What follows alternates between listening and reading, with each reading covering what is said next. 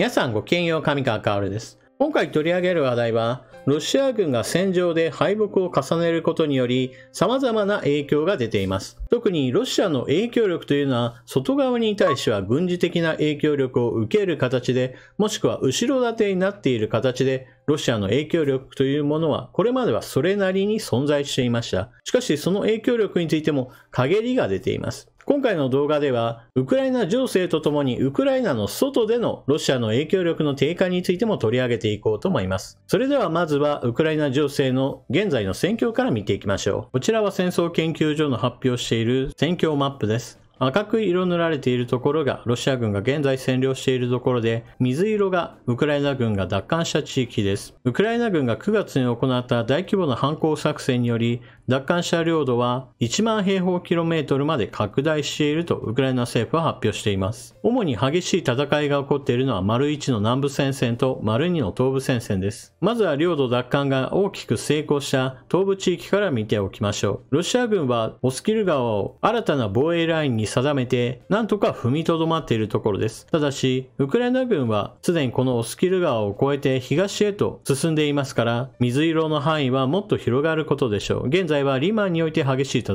いが起こっているそうです。そして、ロシア軍から取り戻したばかりのイジュームにおいては、ゼレンスキー大統領が前線の兵士を鼓舞し、国旗の掲揚港を行っています。ロシアのプーチン大統領が前線に全く姿を現さないのに対して、ウクライナのゼレンスキー大統領は積極的にこうした前線へと姿を現しており、これまでも首都に迫るロシア軍がいるのを分かっていながら、首都に留まり、国民や兵士たちを鼓舞するといったこともありました。また、南部のオデーサにおいても、ロシア軍の攻撃が激しい中において姿を現したりもしました。今回のイジュームにおいてもまだまだ前線は近くにあり、ロシア軍の攻撃がいつあったとしてもおかしくない場所です。もちろん大統領のような重要人物が暗殺やもしくは何らかの攻撃によって亡くなった場合においてはその後の影響が大きいですから、必ずしも前に出ることが良いというわけではありません。しかし、ウクライナの国民や兵士たちを応援するその姿勢はプーチン大統領とはあまりにも対照的です。そして、ウクライナ軍の本格的な反撃作戦により、ロシア軍は大きな打撃を受けました。この兵士たちをいかにして補充するかといったのが、ロシア軍にとっては非常に重要な問題なのですが、今のところうまくはいっていません。そのため、囚人たちから兵士を集めるといった行動はだんだんとエスカレートしています。この映像は民間軍事傭兵会社のワグネルが囚人たちを兵士として連れ出すときに訓示を行っているところです。囚人たちに対する志願兵の募集はロシア軍も行っていますが、ワグネルが説明を行っているこれらの人たちは10年以上の懲役刑を受けた非常に重大犯罪を犯した人物たちです。例えば、ワグネルが兵士として連れて行った囚人の中には、強盗殺人で5人を殺害し、2013年に懲役25年の判決を受けて、服役中だった34歳の囚人も含まれます。この男はワグネル経由で東部戦線へと投入され戦死、その後、ロシア国防省から勲章をもらっています。重大犯罪を犯した者たちでも半年間戦場で生き延びることができれば恩赦を与えるといった話なども行っています。ですから今後10年、20年もしかしたら死ぬまで刑務所にいるかもしれない男たちにとっては戦場に出る理由としては一応利益はあるわけです。しかしこのような人物たちが戦場に出てくるということは当然のように使い捨てを前提として前線に投入されますから、これらの人たちが地元住民と出会った時に行う行為というのはこれまで以上に残虐さを帯びる可能性があります。続いて南部戦線の状況も見ていきましょう。こちらはウクライナ軍の反撃が徐々にヘルソンへと迫っています。今回は地図において川を青い矢印で示しました。まずノーバカホフカにかかっている青い線はドニプロ川で、ノーバカホフカにはダムがあります。ダムにせき止められた上流においては川幅も広く、またダムより下流においても川幅は1キロ程度あり、非常に大きな川です。この川にかかっている橋3つについて破壊し、ドニプロ川西岸地域にいるロシア軍は補給に苦しんでいる状態です。ですから、時間はかかろうともじわじわとロシア軍は劣勢に追い込まれています。そして今まではドニプロ川の話だけをしてきたのですが、もう一つ青い線を引きました。それはクリビーリフ種のダムムというのが攻撃されたため、このダムの下流を一つ線として描きました。そもそもダムに対する攻撃というのは戦時国際法違反です。しかし、占領地域における住民の拷問や殺害、略奪などを日常的に行っているロシア軍にしてみれば、今更戦時国際法違反など気にするということもあまりないのでしょう。攻撃を受けたダムは、水門の一部が破壊されたために、放出する水の量の調整がうまくいかなくなってしまいました。そのため、ダムの下流域においては水位が2メートル以上上昇し、脆弱な橋などは流されてしまったそうです。この映像にもあるように、ダムの構造物の上で兵士たちが撮影を行っていますから、ダムそれ自体は完全に決壊したわけではありません。しかし、ロシア軍の攻撃は、このダムの崩壊そのものを狙った可能性があり、崩壊していれば下流域においては、広い地域が洪水に見舞われたことでしょう。こうしたダムへの攻撃といったものが実際に行われたことにより、一つ大きな問題が発生します。それはドニプロ川にもダムがあるからです。ノーバカホフカには橋があるという話をしましたが、これはダムの構造物の上が橋になっているということであり、ロシア軍がウクライナ軍を足止めするためにこのダムを破壊する可能性というのも残念ながら浮上してきてしまったのです。これまではこのノーバカホフカのダムを破壊することはロシアにとっても非常に大きなダメージになるためにしないだろうとは考えられていました。というのもノーバカホフカのダムを破壊するとヘルソン州、ザポリージャ州この2州において生活用水、工業用水、農業用水などがまともに使えなくなってしまうという大問題が発生するからです。さらに言えば、ここから水路を引いてクリミア半島へと水を供給することができれば、クリミア半島においても、現在は水不足に苦しんでいるのですが、これを解消することができます。ですから、ロシア軍にしてみると、このヘルソン州を抑えておくというのが非常に重要だったわけです。しかし、現在の情勢からすれば、時間が経てば、いずれはウクライナ軍がこの地域を奪還するのも時間の問題というわけですから、ノーバカホフカのダムを破壊する危険性というのが徐々に上がっていることとなります。こうした重要インフラについて破壊するといった危険性は、他にもザポリージャ州の原発についても同じことで、ロシア軍が戦場での敗北の払いせとして原発を攻撃するかもしれない、そうした危険性は今でもあります。南部戦線においてもいずれヘルソン州はウクライナ軍が奪還するだろうという見込みが立ちつつあるわけですが、それに伴ってクリミア半島でも動きが発生しています。密かに家を売り、クリミアからロシア人が逃げ出し始めた。ウクライナ軍の反転攻勢を見て、次はクリミアの番だと恐れたロシア人は慌てて家族を逃そうとしている。ロシアが併合した南部クリミア半島をウクライナ軍が間もなく反攻の標的にするという報道を受け、ロシア系住民は逃げ出し始めている。ウクライナ南部から黒海に突き出たクリミア半島は、ウクライナとの長年の紛争の挙句、2014年にロシアに併合された。ウクライナはそれ以来、併合を強く非難しており、ほとんどの国が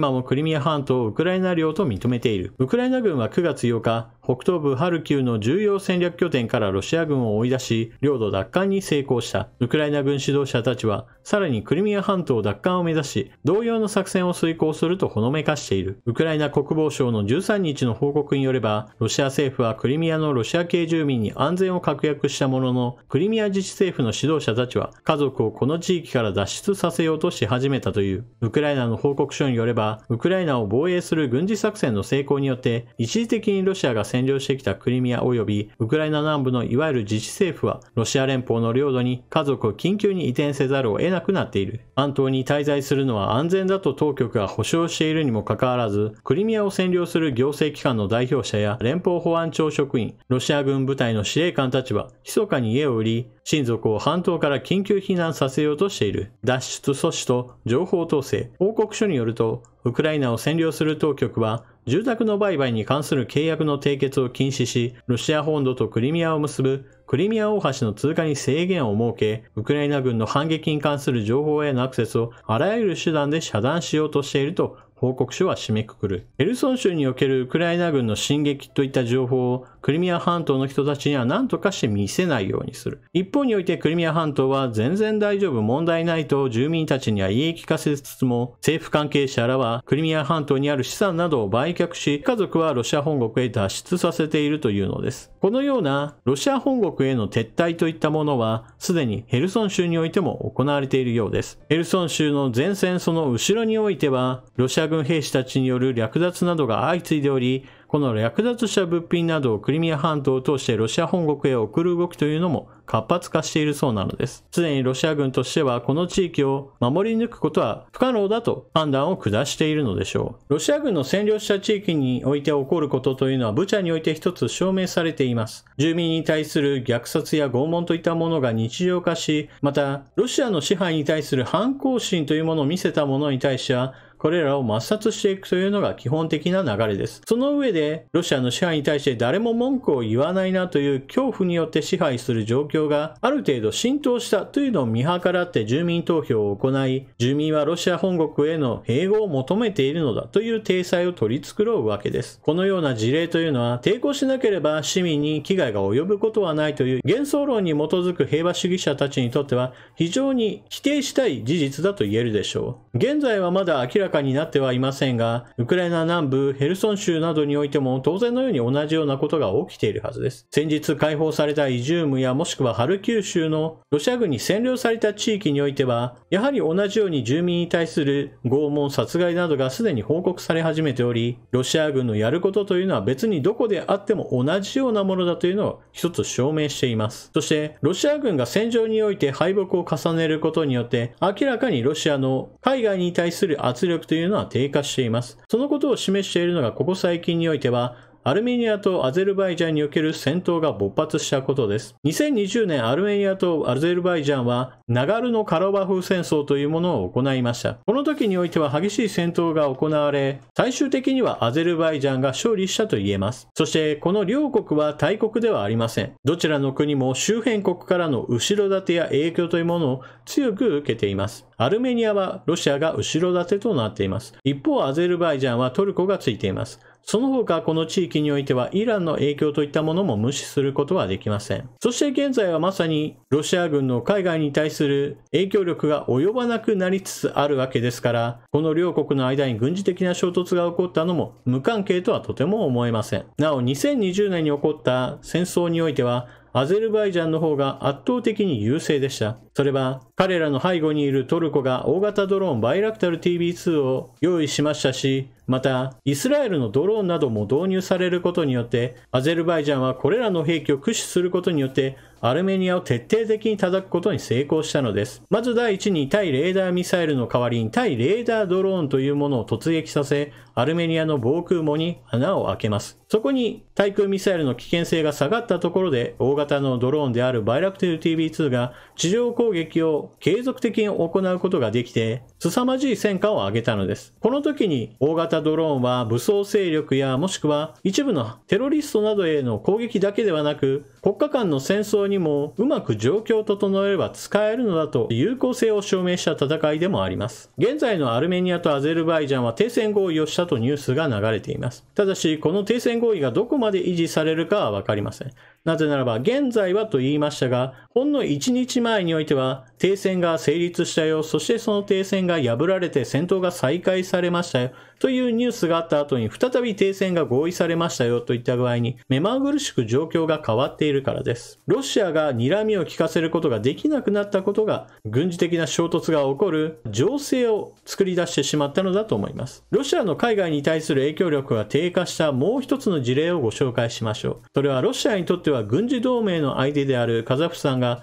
中国との接近を図っていることです。カザフスタンは旧ソ連構成国であり、ロシアにとっては軍事同盟の相手でもあります。他の国よりもその友好度は本来高いはずの相手です。しかし、カザフスタンは欧米との敵対関係を望んではいません。ですから、ロシアがウクライナに本格的な侵攻を行うにあたって、これに賛同したことはなく、ロシアによるクリミア半島併合も反対していますし、ロシアが傀儡政権をウクライナ領内に作って国家承認しても、それらを国家承認は拒否しています。そしてここ最近の動きとして、カザフスタンは1年間の軍事兵器の輸出を全面禁止を行いました。これはロシアに対するものではなくて、どこの国であっても一律で輸出禁止するという措置です。しかし、この措置を発表したのは、ロシアが砲弾不足に苦しんでいる時期と重なっており、カザフスタンとしては、ロシアに対する軍事支援を遠回りであってもしないことを表明したものと考えられます。隣国カザフスタンが砲弾を提供してくれない、売ってくれないとなって、ロシアは仕方なく北朝鮮に対して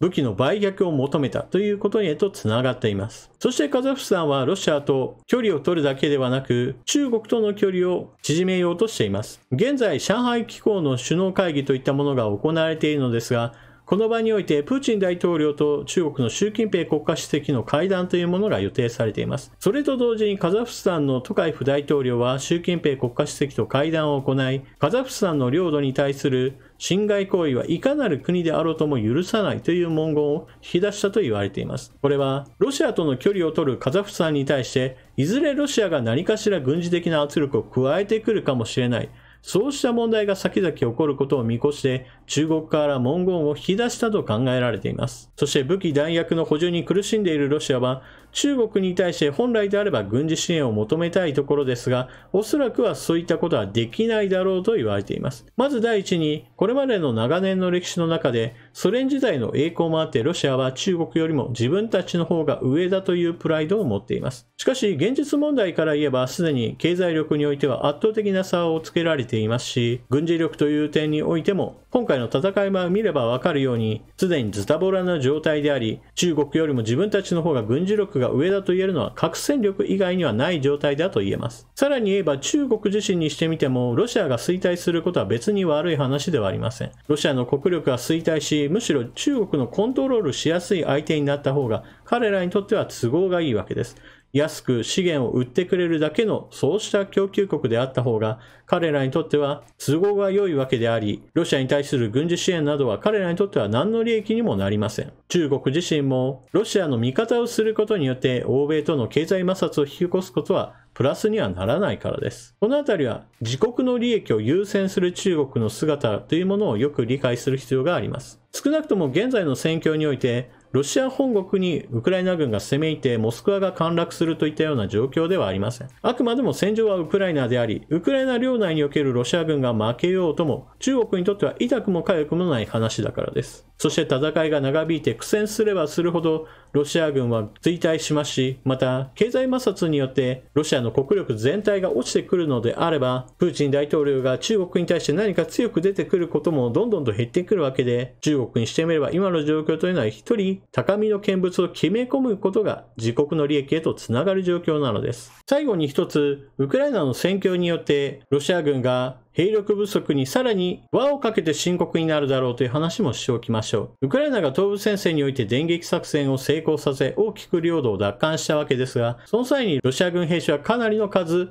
ロシア本国へと帰還したようです。しかしここで問題があります。現在のロシア軍においては志願兵、つまり契約によって結びついている状態であり、彼らがウクライナの戦場に戻ることを拒否し始めているというニュースが流れています。これは当然のことで、ウクライナ軍の勢いが強くなっていて戦場に戻れば殺される可能性が高いというのを身をもって知った人たちにしてみれば、別に強制的に軍役についているわけではない人たちにしてみれば、このまま戦場に戻ったらもう死んでしまうかもしれないと考えれば、いくら給料を釣り上げられたとしてももう割に合わないと考えているはずです。ですから戦場に戻ることを拒否し、軍から去ろうとしている人が増えているというのです。ロシア政府としては志願兵に対する月給の額をどんどんと釣り上げることによってなんとか志願兵を確保しようとしています。しかしこれに応じる人たちというのは基本的には経済的に貧しい人々ばかりであり、集めるにも限界が来ています。イギリスはこのような状況を分析した上で、ウクライナ軍の9月攻勢によって失った戦力、これを補充することは、